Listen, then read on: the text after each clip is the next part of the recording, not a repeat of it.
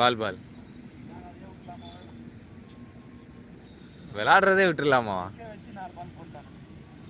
அந்த இது இன்னும் கண்ணுக்குள்ளே வந்து போகுது.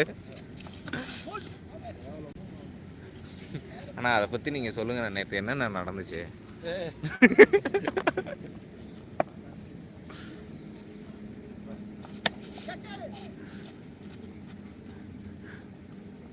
ஒரு ஃபீலே இல்லாமல் தானே விளாண்டுக்கிட்டு இருக்காரு. விளையாட்டே விட்டுலான்னு 50 வயசு பையன் 16 வயசு பொண்ணை கெடுத்த மாரி ஆயிடுச்சு.